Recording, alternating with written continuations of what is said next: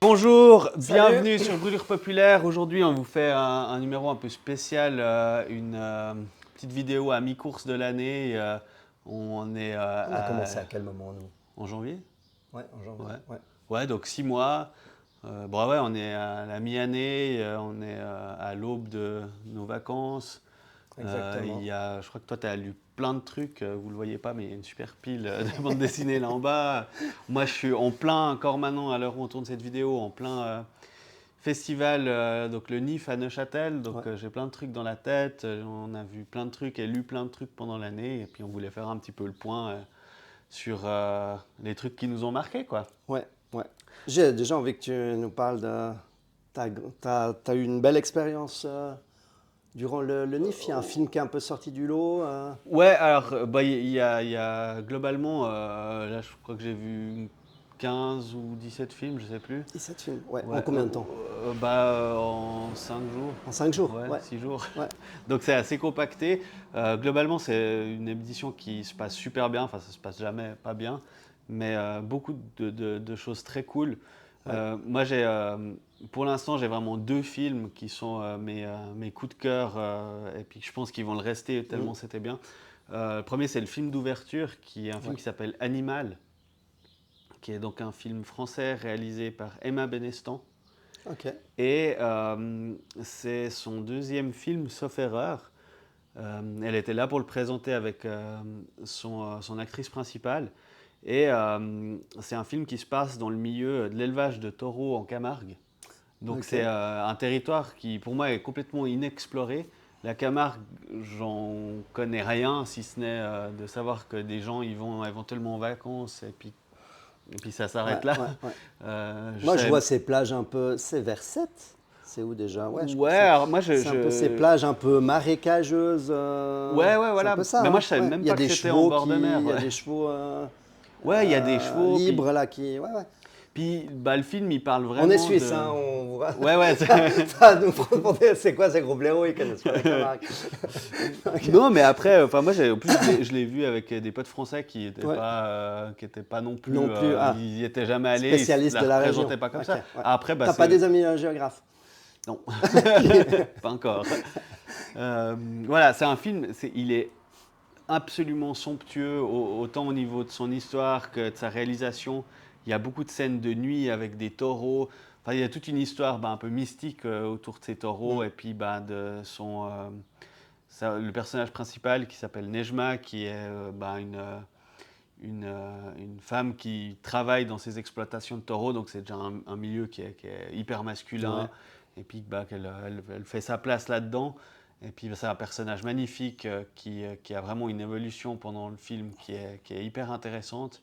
Et dans ce monde presque de cow-boy, quoi, parce que c'est aussi un petit peu cette représentation du cow-boy qui gère des Mm. troupeaux, qui ont des sortes de rituels un peu.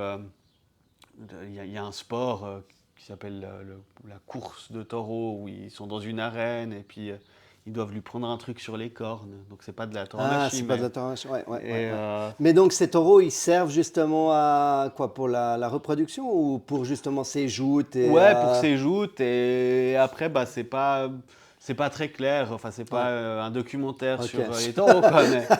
Mais voilà, enfin, un film Mm. magnifique en ouverture du festival, ça m'a vraiment tout de suite mis d'accord sur le fait que c'était très bien, quoi. Ouais, ouais, ouais. Mais il Euh, y a un aspect, il n'y a pas du tout alors d'aspect fantastique ah ou si, si, si, de... si, si, Si, si. Oui, ah oui, il y ok, a un aspect fantastique. C'est un, d'accord. c'est un film qui parle du- d'événements qui se passent dans ce cadre-là, qui sont, enfin, on se l'imagine bien, Voilà, souvent des morts, quoi. ouais, ouais, ouais. Donc d'événements comme ça, et puis il y a tout un développé après. Mais voilà, c'est un film, j'ai bon espoir et j'espère qu'il va sortir sur les écrans. En tout cas, Mm. il mérite vraiment. Je crois que ça a très bien marché à Cannes, là, ça a très bien marché au NIF. Enfin, ça veut rien dire, mais, Ouais, mais c'est un film qui mérite vraiment On s'y attarde. qui ait une diffusion. Puis surtout, c'est tellement beau que ça vaut vraiment la peine de le voir sur le grand écran. Ouais. Donc ça, c'était mon premier gros coup de Donc cœur. là, j'ai envie de rebondir là-dessus. Tu as dit c'est tellement beau. Donc aussi dans les images de la Camargue Ah ouais, et ouais, ça, là. ouais. Donc ils font un truc fantastique. Parce que c'est vrai que Ah, mais c'est... généralement, on mélange pas trop l'esthétisme, les trucs fantastiques. Bon, pas forcément, tu me diras, mais mélanger esthétisme et ensuite film plus fantastique. Ouais, bon après, c'est une question de direction artistique, Ouais. hein, puis de sensibilité. Là, elle fait vraiment... alors elle parlait avant de son film, elle est née en Camargue, Emma Beneston, puis bah, elle filme ça aussi, je pense, avec son œil de native De de native, là-bas. ouais. Mais il y a une patte dans l'image, et moi je trouve que, enfin, en tout cas pour un deuxième film, c'est hyper maîtrisé, je trouve Ouais. que c'est fou, quoi. Et bah, comme je disais, il y a beaucoup d'images de nuit. Les images de nuit, c'est toujours hyper compliqué parce que quand il n'y a pas de lumière, c'est souvent un peu graillon l'image. Ouais. Là, c'est hyper beau. Il y a des images avec des taureaux. Alors, bah, certainement que certains plans sont faits avec des images de synthèse, mais elle comprend très bien la notion de distance. Jusqu'où près on peut mettre une image de synthèse pour que Ouais. que ça soit beau, comment l'utiliser dans un environnement sombre, avec de la fumée, tout ça, et du coup ça marche trop bien, c'est Trop bien, vraiment trop ouais. cool. Ok. Donc voilà, Animal. Premier film. Ouais. Ouais. Et puis l'autre truc qui m'a vraiment mis une baffe monumentale, c'est un film hongkongais qui s'appelle Twilight of the Warriors Walled In. Ok. Et donc c'est un film hongkongais comme on n'en fait plus. C'est réalisé par Soi Cheong qui a réalisé une quantité incroyable de films. Et là, bah, un gros film d'action comme ça, c'était pas dans ses dernières réalisations. Mais là, donc, c'est un immense film d'action qui se passe dans les années 80 et qui se passe dans la cité de Kowloon. Ok. Je sais pas si tu vois un peu Non, l'histoire de pas la du cité de tout. Kowloon. Non. Bah, dans les années 80, c'était l'endroit sur Terre qui était le plus densément peuplé. Ah, Donc, le voilà, quartier de Hong Kong, là. c'est un cube comme Ouais, ça où oui, c'est oui, ouais. des Ah, murs de maison ouais, et ouais, puis c'est avec ouais, des oui, coursives au milieu. ouais. Et donc ça a été détruit en 93. Et bah, le film il se passe là-dedans avec comme trame la destruction future de cette ville.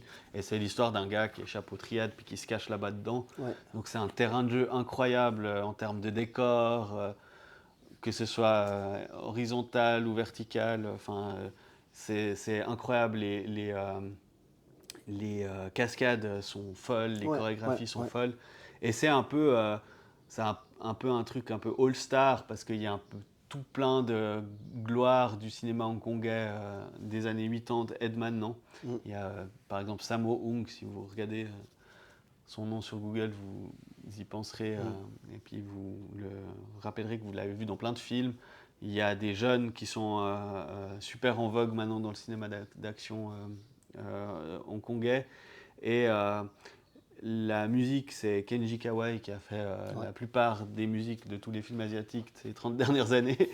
Donc ouais, du coup, bah, j'en parle aussi parce que bah, il se trouve que c'est adapté d'une bande dessinée chinoise Ouais. qui a eu le méga succès et a Qui priori s'appelle comment? qui s'appelle City of Darkness. City of Darkness. Ouais. City of Darkness. Je- Mais a priori, ça n'a pas été édité ailleurs qu'en Chine. Ah, ok, c'est pas Donc encore. c'est probablement trouvable, mais Ouais, probablement pas traduit. Ouais. Et bah, c'est quelque chose qui est en plusieurs volumes.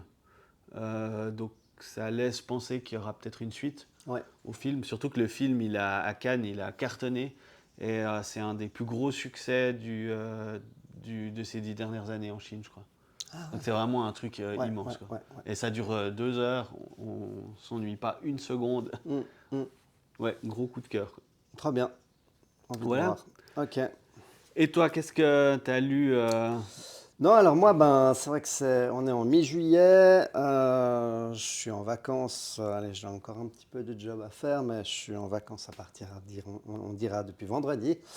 Et je me réjouis de prendre un peu de temps pour lire. En fait, c'est vrai que je suis beaucoup l'actualité bande dessinée, comics, manga. Il y a une quantité d'œuvres qui sortent chaque semaine, chaque mois, mais maintenant, mais c'est tellement fou. Ouais, depuis une vingtaine d'années, c'est toujours plus exponentiel. Si on suivait un petit peu les forums, les blogs, les influenceurs, Instagram, etc., etc., mais on pourrait tout acheter parce que voilà, maintenant ça fonctionne beaucoup à la hype et il y a tellement de gens qui, voilà, dès qu'il y a une œuvre qui sort, ils disent ouais, c'est génial, faut le lire, faut le lire. Et c'est vrai que ben voilà, les budgets sont tels qu'ils sont. Et pourtant, je pense quand même mettre déjà un budget énorme dans la bande dessinée, mais c'est vrai que et c'est aussi la place. Ouais, voilà, quand je vois ben, tous les gens sur Internet voilà, qui accumulent, on est des monstres collectionneurs et on accumule des milliers d'œuvres, mais on ne sait plus du tout où les foutre. Donc c'est vrai que moi, mon tip, mon truc et astuce, c'est vraiment ben, le site Sens Critique. Donc, on a aussi notre compte Brûlure Populaire sur Sens Critique. Et c'est vrai que moi, je me base énormément ben, sur la liste. Il y a une liste top BD 2024 en Mm. fait. Et c'est en fait un site où toutes les bandes dessinées sont recensées et les gens ben, vont noter les BD. Et c'est vrai qu'au bout d'un moment, quand il y a une centaine de gens qui notent les BD, on arrive quand même un peu à sortir de cette hype et à voir un petit peu quand même la qualité intrinsèque de la bande dessinée. D'autant plus ben, que moi, je suis quand même beaucoup de libraires Mhm. sur ce site. Et c'est vrai ben, que je me focalise beaucoup sur voilà, ce top 100 un peu annuel des meilleurs BD. Et c'est vrai que dans les premiers mois de l'année, ben, on est tous à mettre nos premiers coups de cœur. Et c'est vrai qu'à partir de juin, juillet, on commence à voir les tendances et on commence à voir un petit peu les BD qui vont sortir du lot en fin d'année, quoi. Mm. Donc c'est vrai que alors, j'en ai, ben voilà, tu mettras, montre le site là et peut-être cette liste, Ouais, fait ouais, un ouais, petit oui. déroulé. Mais il y a des choses comme Carcajou qui sont sorties. Je vais essayer de vous sortir vraiment peut-être les petits coups de cœur que j'ai actuellement de ce que j'ai déjà lu. Donc j'ai vraiment adoré Petit Pays. Donc ma compagne, elle a pleuré en lisant Oh. en disant, ben, c'est vraiment sur le génocide rwandais Ouais. et burundais, entre les Hutus et les Tutsis. Et vraiment, elle est fine et elle est bien illustrée et elle est très émotionnelle. Donc vraiment, c'est un de mes gros coups de cœur. Le Dieu fauve, bof, je veux pas. Voilà, alors je vous montre. Carcajou, bah voilà, c'est que des BD qui ont des super bonnes critiques et Mm. où j'en attendais beaucoup. Donc Carcajou, Le Dieu fauve, bof, bof. J'ai adoré Ernestine. Voilà, si jamais. Donc, dans mes coups de cœur, il y a ça. Il y a Ernestine. C'est une petite fille, j'imagine, un petit peu au potentiel, machin, qui fume des clopes à l'âge de 7 ans. C'est une bande dessinée humoristique. Le père, il est un peu comme nous, il est un peu geek. Voilà, et sa fille est plus intellectuelle et un peu et plus mature que le père, qui est quand même un peu à la ramasse. Et vraiment, mais c'est drôle, c'est très très drôle, quoi. Donc vraiment, j'ai adoré ça. J'ai adoré pour tes enfants peut-être aussi La cuisine des ogres. Voilà, vous regarderez, hein, vous notez juste le titre et après vous irez voir par qui ça a été dessiné et scénarisé. Mais j'ai adoré. Je pensais pas que j'allais aimer. Parce Mm. que voilà, moi l'heroic fantasy c'est pas trop mon kiff, mais j'ai quand même tenté et c'est hallucinant, j'ai adoré. Donc c'est les dessins, ils sont truculents, ils sont crades. Voilà, c'est pas de l'heroic fantasy trop fleur bleue, c'est vraiment assez sale, assez machin. Donc c'est vraiment un troll, un orc, un troll qui va kidnapper Ouais. des enfants et il les amène au pays des trolls, des nains, des géants, des machins. C'est un monde parallèle au monde humain. Et dans cet univers, ben, on les voit voilà, dépecer des licornes, dépecer des enfants. Et c'est vraiment assez Mm. sanglant et machin, mais c'est Ouais, ça va être vraiment. chouette pour mes enfants. Non, non, alors, mais c'est pas si. Oui, oui. C'est pas non plus si trash, mais c'est quand même. Je pense pour un enfant de 13 ans, moi je dirais que ça devrait aller, parce que c'est Ok. rigolo de voir une licorne dépecé, mais comme dans une boucherie, quoi. Ouais, Voilà, ouais. c'est pas non plus voilà, un massacre comme ça. Il y avait Zoe Thorogood, c'est la nouvelle, comment dire, la nouvelle star montante du comics. Je crois qu'elle est anglaise, je sais plus d'où elle vient, mais voilà, dans le monde anglo-saxon, elle fait un carton fou. Elle a fait un roman un peu autobiographique et elle dessine incroyablement bien. Je pense qu'elle a aussi beaucoup de succès parce qu'elle a beaucoup de charme. Voilà. Je pense Mm. elle fait aussi un peu son beurre avec ça et elle raconte un petit peu sa vie de jeune adulte. Mais voilà, je trouve qu'elle n'a pas encore vécu beaucoup d'expériences, beaucoup de choses Mm. très intéressante, mais elle a vraiment une patte graphique et elle a beaucoup de créativité. On voit qu'elle a lu énormément de bandes dessinées, donc on voit qu'elle a pris plein de choses qu'elle a appréciées chez plein d'auteurs, mais je pense qu'il faut lui laisser une petite dizaine d'années et on risque d'avoir quelque chose de vraiment intéressant. Mais moi, pour l'instant, je ne suis pas vraiment très satisfait de son travail. J'ai adoré Au-dedans, je pense que ça ce sera ma BD de 2024. Aussi un roman graphique avec un gars qui bosse pour le New Yorker, je crois, un journal, voilà. Ok. Et si je ne m'abuse, c'est son premier roman graphique et c'est magnifique. C'est juste magnifique. Ça parle voilà, d'un parcours de vie de ce gars et de son rapport à la maladie d'un proche qui va survenir. Donc c'est un truc sérieux mais vraiment magnifique. Ouais. Et après, j'ai bientôt fini. On a le 8 Billions Jennies de Charles Soule et Ryan Brown. Aussi un comics que j'ai trouvé. Alors voilà, je ne pensais pas que j'allais autant aimer, mais vraiment j'ai beaucoup aimé. Avec, voilà, il y a le monde entier, dans le monde entier, un beau jour, il y a un génie qui apparaît, si je ne m'abuse, et il dit, ben voilà, vous pouvez réaliser un rêve. Voilà. Et donc, tu imagines, il y a 8 milliards d'habitants et à un moment donné, il y a un génie qui apparaît à côté de toi et qui te dit que tu peux réaliser un rêve. Mais c'est un rêve pour les 8 Un milliards souhait. ou Non, bien un par personne? un par Ah personne. ouais, ok. Et en fait, ben, après, on voit 10 ans plus tard et on est en fait dans un monde post-apocalyptique, Évidemment, complètement ça dégénéré. pouvait Et pas être voilà, autrement. ben, ça pouvait pas être autrement. Et en fait, ben, c'est vraiment super bien construit. Ok. C'est finalement assez fin. Et ouais, vraiment, j'ai été surpris des trouvailles. J'ai été surpris, ben, voilà, de, de cette projection. Ouais, qu'est-ce qu'on Mm. ferait et qu'est-ce que feraient 8 milliards d'habitants si ils avaient chacun un souhait à pouvoir développer. Donc voilà, c'est assez nihiliste, mais hyper sympa. Il y a Brecht Evans, qui est un auteur incroyable. J'adore ce qu'il fait. Et là, il a sorti son nouveau roman qui s'appelle comment déjà? Le Roi Méduse, sur un fils qui vit avec un père qui est survivaliste. Donc Ah, voilà, un peu une enfance reclus, machin, et soudain le père disparaît. Et après, ben voilà, les périples de cet enfant qui a été éduqué dans un univers survivaliste. Je suis pas. Voilà, il a beaucoup de succès, mais vraiment, je suis pas emballé. Je préfère ses œuvres précédentes. Et j'ai encore lu Lebensborn, voilà, un roman graphique sur les cliniques nazies où on enfantait des enfants ariens, donc aussi un témoignage, voilà, un témoignage de l'autrice sur un membre de sa famille qui vient justement de ces cliniques nazies. mm. J'adore alors ces témoignages, ces romans historiques, mais celui-là, il m'a pas parlé plus que ça aussi. Donc, ouais, j'aurais préféré un. J'espérais mieux, mais ouais, très moyen, dispensable. Et j'ai lu le dernier Torgal. Ouais, non, celui-là, je l'ai lu aussi Euh, pour le coup. Toi, tu l'as apprécié? Ah, j'ai Bah, je te adoré, laisse hein. en parler. Ouais. Qu'est-ce que Alors, tu lui as bon, trouvé? ouais, moi,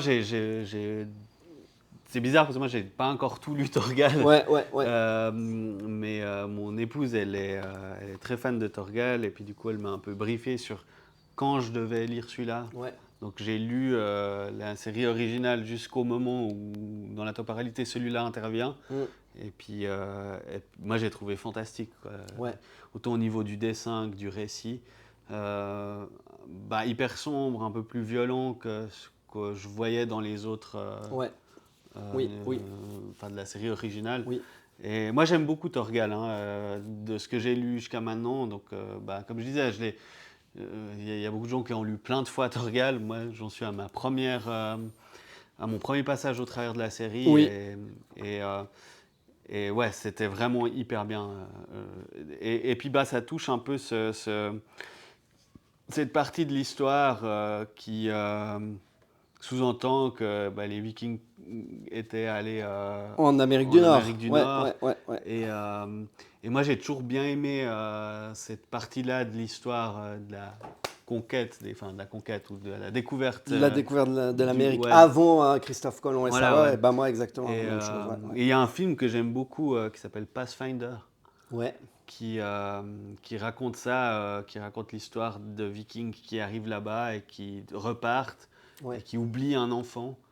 Et puis c'est l'histoire de cet enfant viking qui a grandi parmi donc parmi les les indigènes. natifs. Ouais, Voilà. ouais, ouais, Et c'était plutôt pas mal. C'est un ouais, gros film d'action, quoi, ouais, ouais. avec Clancy Brown qui joue Kurgan dans Highlander. Ok. Ouais, c'est trop bon. Et ouais, ben moi comme toi, bah, j'adore. Bah voilà, c'est comme comment dire, un incontournable de la BD franco-belge de notre adolescence. En tout cas de mon adolescence. Mais j'aime toujours, mais c'est Ouais. pas non plus vraiment, ouais. Moi, je dirais que c'est vraiment ces cinq mes gros coups de cœur de cette année. Donc, pour l'instant. Mais après, ben voilà, j'ai encore 7 piles pour ces vacances, donc j'ai ce projet. Donc c'est vraiment toutes les bandes dessinées de ce top BD Sens Critique qui est vraiment, comment dire, qui sera clos au 31 décembre. Donc voilà, j'aime toujours Trondheim, donc je me réjouis de lire ça. Tu m'avais rendu un petit service, donc je voulais te l'offrir d'ailleurs. Il y a Merci. toujours Saint-Elme, c'est Frédéric Peters. Alors voilà, peut-être qu'on est un peu chauvin, mais c'est un Suisse, c'est un Genevois. Ouf, non, c'est quand Ah même un ouais, ouais. Genevois. Mais moi, je trouve que c'est le dessinateur suisse le plus brillant de sa génération. Et vraiment, il fait des choses incroyables. Les pilules bleues, je ne sais pas si je t'avais fait lire les pilules Non, bleues. ça me dit rien. Putain, comment il s'appelle le dernier là qu'il a fait. Mais il a fait un récit voilà, qui semble un peu plus surnaturel. Les gens disent qu'il est exceptionnel. Donc moi j'avais lu le premier, j'avais pas trop accroché et j'ai vu que les 4 suivants, il y en a 5, Mm. les 4 suivants ça montait en qualité, que c'était incroyable. Je me suis dit bon ben allez, je vais retenter. J'ai La Route de Larsenet, peut-être du Ah ouais, film mais c'est avec... de McCarthy, hein, c'est ça? oui, Ah ouais, exactement. de Du McCarthy. livre ouais, de Ouais, McCarthy, ouais, et ouais, ouais. où ils ont aussi sorti le film. Larsenet, tu connais toi un C'est à peu? mourir de rire, cette histoire. C'est Exactement. le truc le plus Ouais. dépressif que j'ai vu, quoi. Ouais. C'est Et tellement glauque. alors, tu liras aussi Ouais. La Vision de Larsenet, parce que Larsenet est un auteur aussi génialissime. Tu n'as jamais lu Blast? Si, Blast, j'ai lu, ouais. Ben voilà, Ouais, tu vois. ouais, ouais. Et Larsenet, c'était un ancien punk, anard, Ah ouais, ouais. hyper, avec toujours des questions monstres existentielles. Ouais. Et aussi, voilà, il a aussi sorti quelques bandes dessinées où il parle aussi un petit peu de son trouble psy. Donc voilà, aussi une nature assez sombre, assez noire. Donc vraiment, je me réjouis de lire Trop sa bien. vision de ce roman. Et voilà, j'ai envie de lire Rivage lointain, je crois que c'est une histoire de mafieux. Il y a Doctor Strange. Voilà, alors ce sera mon seul roman Marvel, je crois, ouais, de cette année. Voilà, il paraît qu'il a un super succès, les dessins ont l'air magnifiques.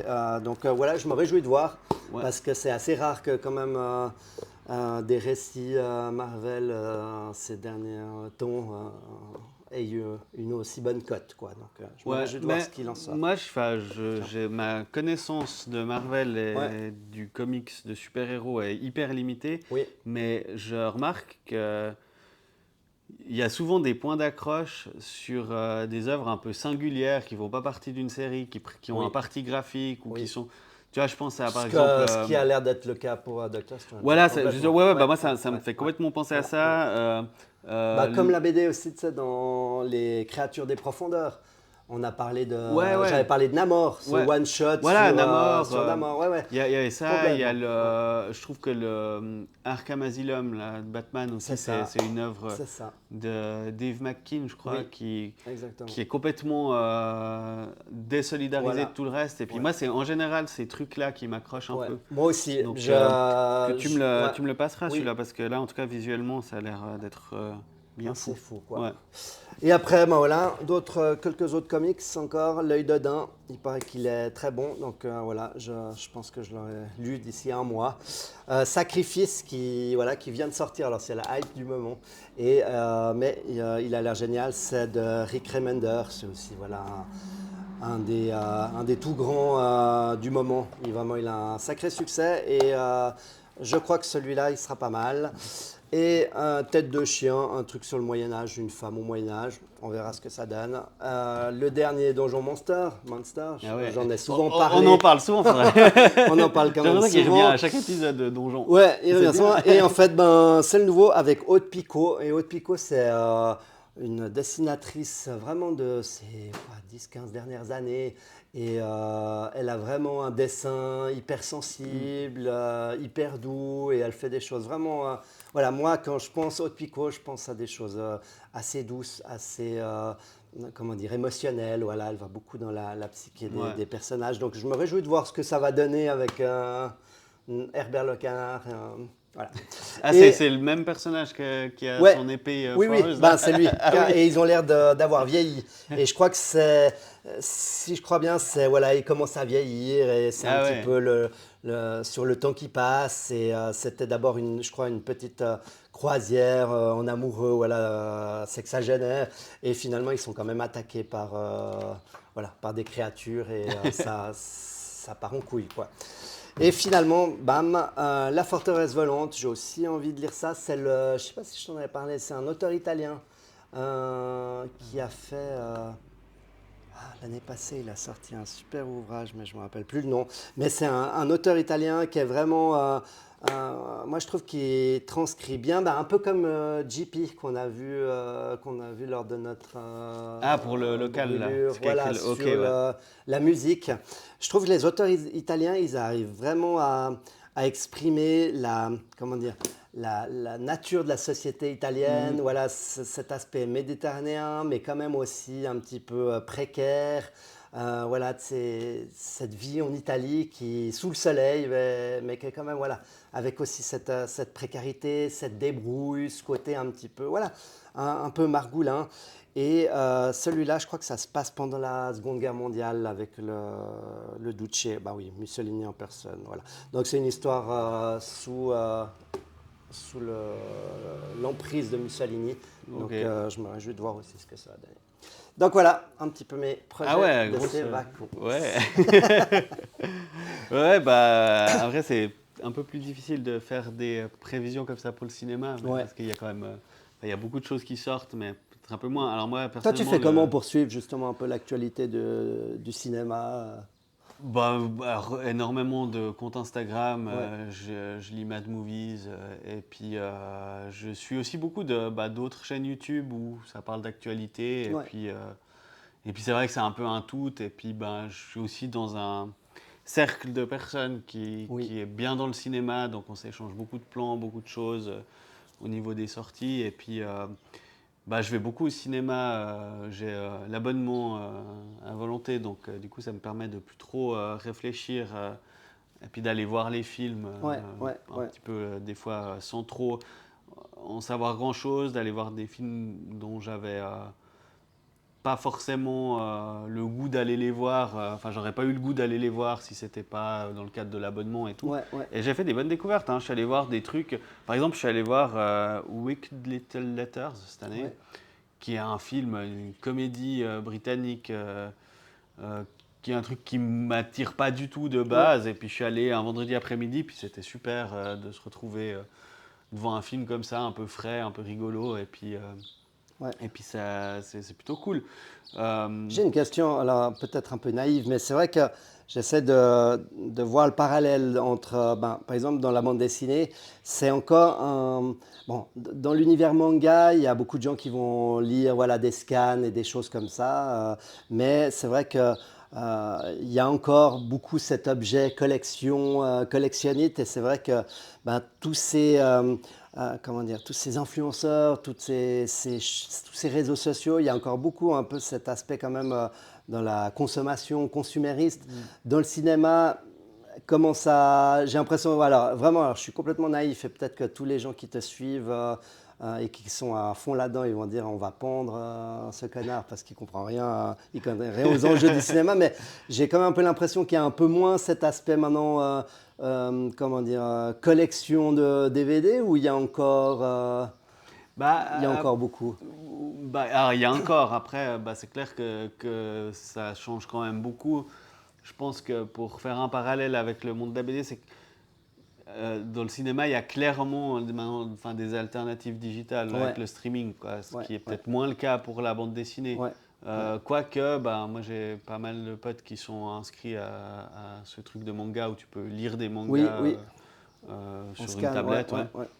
Euh, donc dans le cinéma, c'est clair que c'est un peu différent, mais moi en tout cas, Mais c'est peut-être qu'on est plus alors dans vraiment la véritable, comment dire, valeur artistique des œuvres, un échange plus profond que, voilà, on a dans la BD, il y a toutes ces sorties qui sortent, qui abreuvent le marché, ouais, et tout le monde se jette dessus et dit, ouais, il faut vraiment lire ça, alors que c'est finalement assez moyen.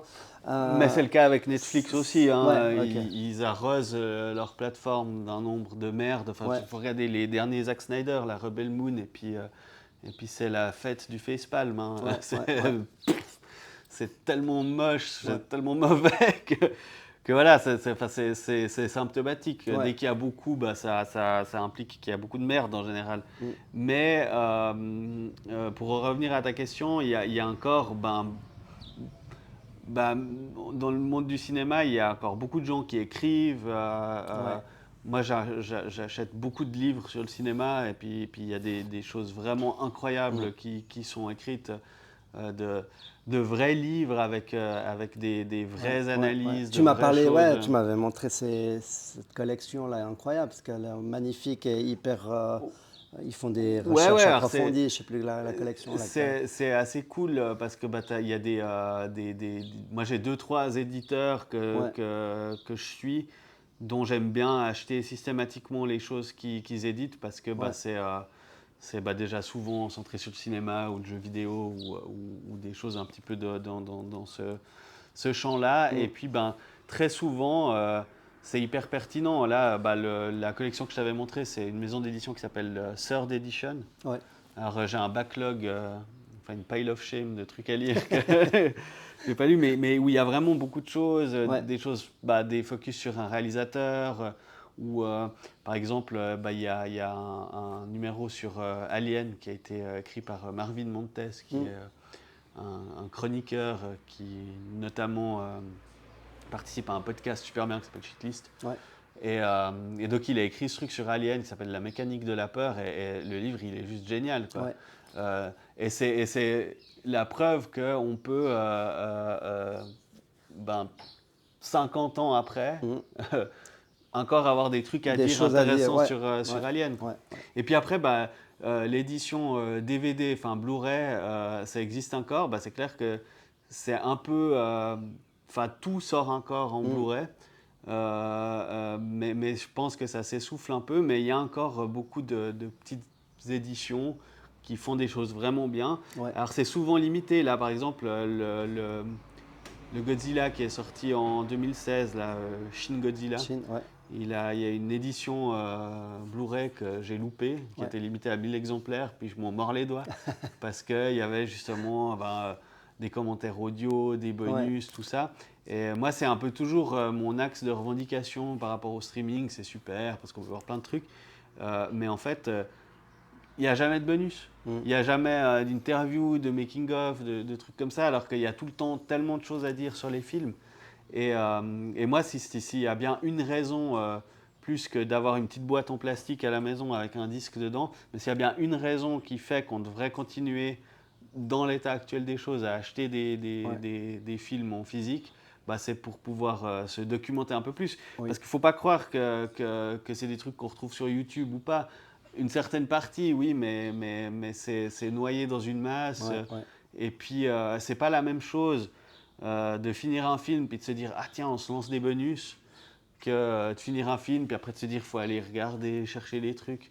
Et du coup, moi, ouais, je suis encore très défenseur de Ouais, cette industrie-là. ouais. Et puis après, il y a des objets aussi qui sont hyper beaux, hein. Je pense à mon coffret Alien avec l'œuf, le coffret avec Oui, la tête oui, de oui, oui, Predator. Enfin, c'est des oui. choses qu'on a envie d'avoir, Ouais, quoi. ouais.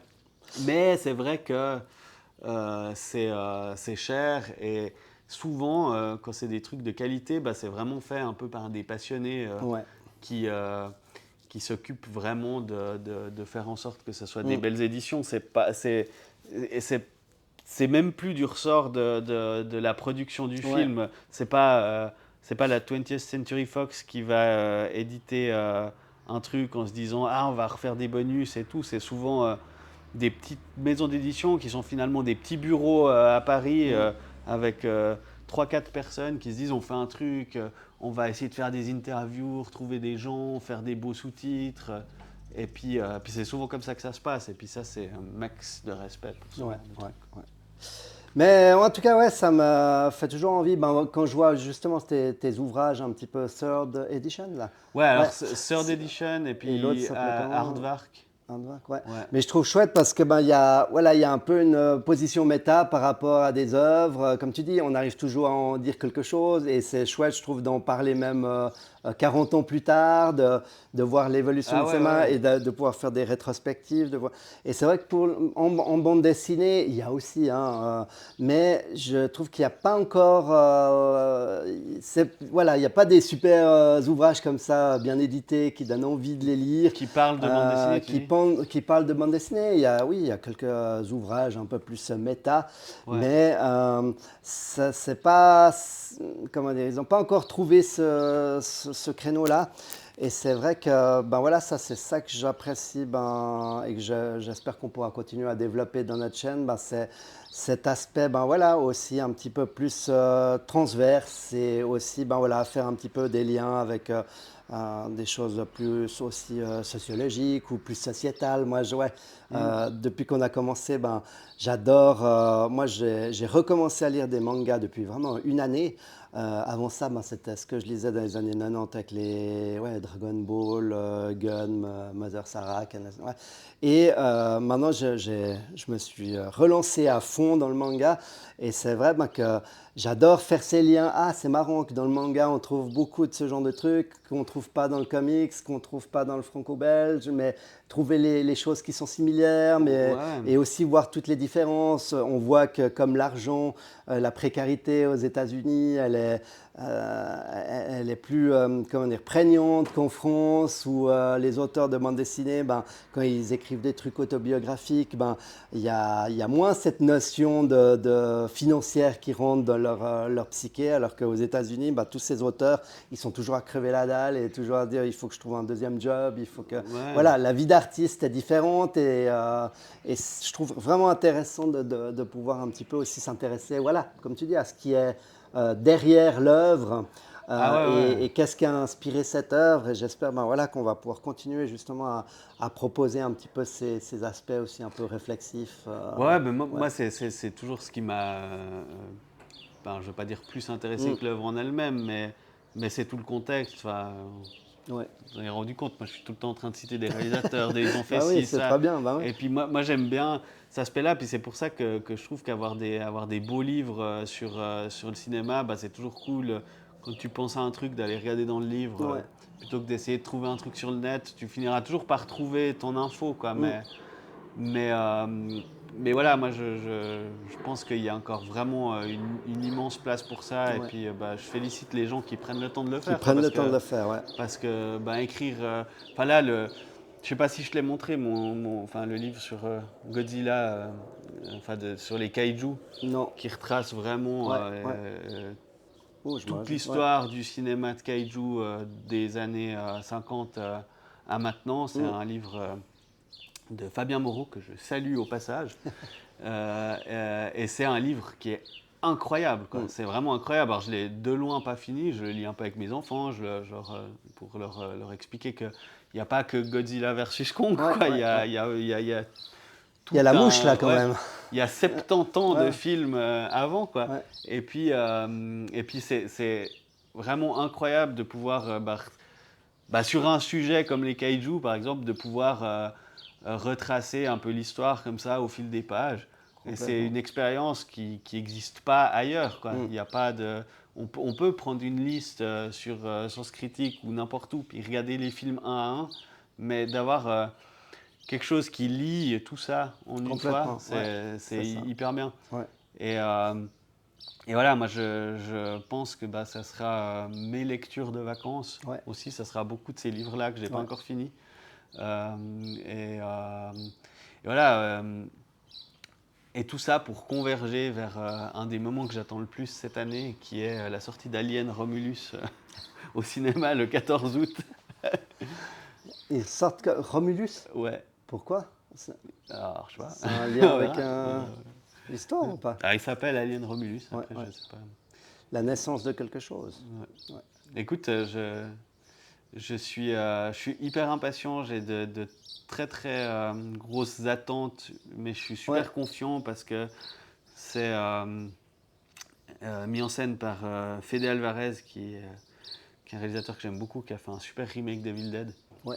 Et donc du coup, je pense que ça va très bien marcher. Bon, moi, c'est ça vraiment que j'attends pour la deuxième partie de l'année.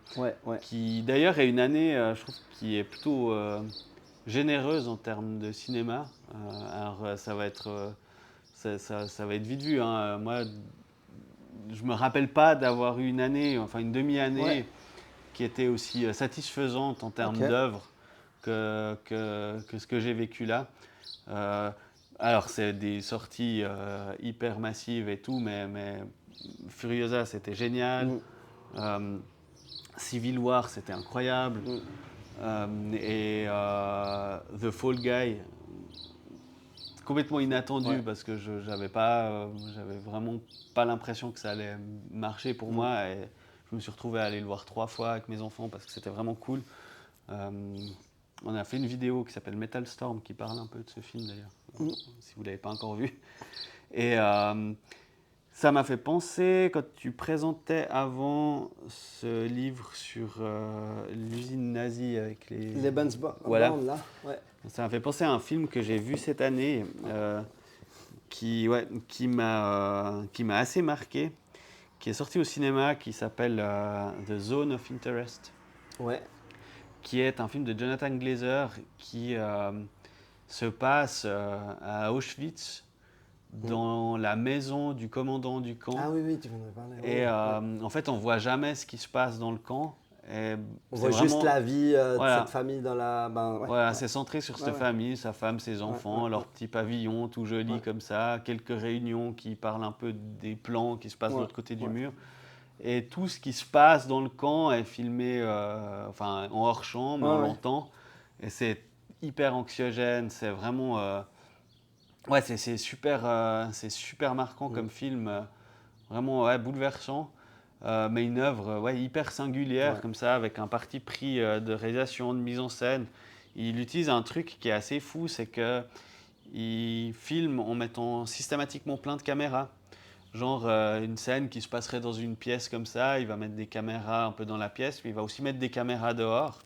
Et il ne donne pas vraiment d'instructions à ses acteurs et actrices par rapport à quelle caméra est la caméra principale de l'action. À ce moment-là, tu dois faire ci, ça. Comme ça évite... Un aspect plus naturel, alors comme ils ne savent pas, finalement, ils vont... Mais presque un aspect caméra de surveillance.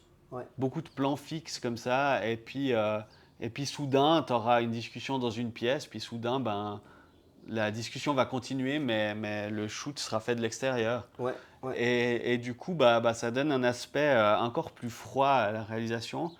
Et c'est assez fou parce que ça permet aussi le fait que naturellement, les acteurs et actrices se mettent pas en avant par rapport à une caméra parce qu'ils savent pas vraiment d'où ça va venir. Ouais. Puis lui, il peut beaucoup jouer avec ça, je pense, en post-production.